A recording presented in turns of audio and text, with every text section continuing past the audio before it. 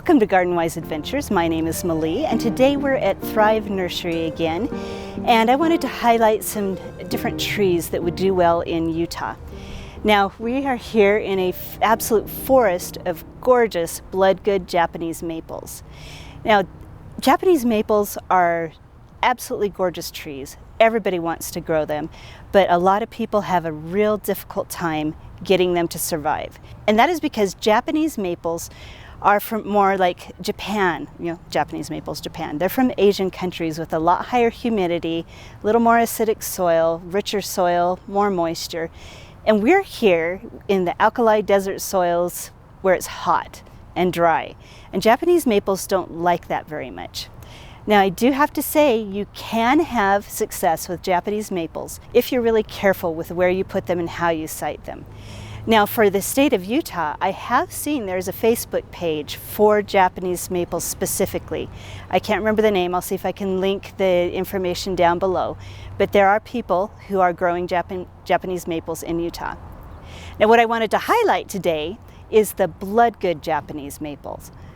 Bloodgood Japanese maples do a little better here in the state of Utah. Once they're mature, they can stand a little more sun, and they seem to do really well. So let's show you what they look like. So here we are at Thrive Nursery in their beautiful Japanese maple section with the Bloodgood Japanese maples.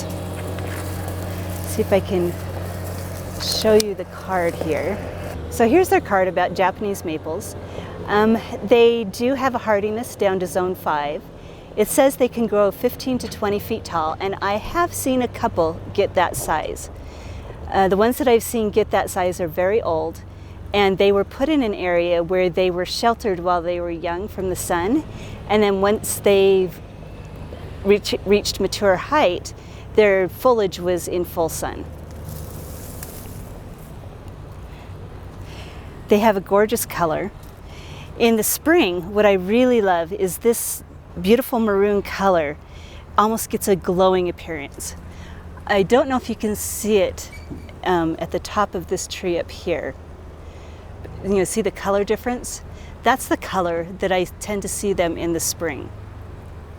In the summer, when these trees are in full sun, they tend to take on a little more greenish cast. They still keep the beautiful maroon color, but it does go a little bit more green in the full sun. Then once again in the fall, their leaves tend to glow and they just have a beautiful maroon color.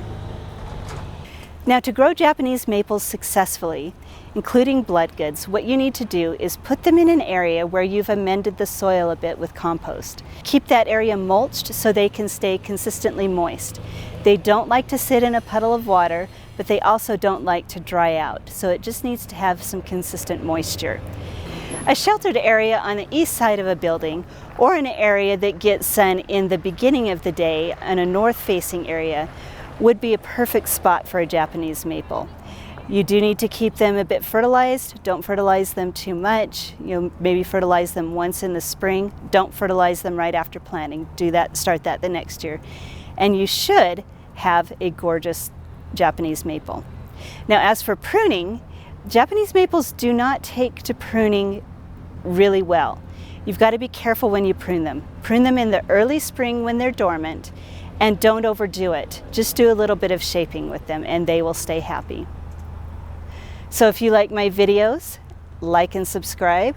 I hope you're enjoying things now in your garden now that the seasons are starting to change, and go have a wonderful garden adventure.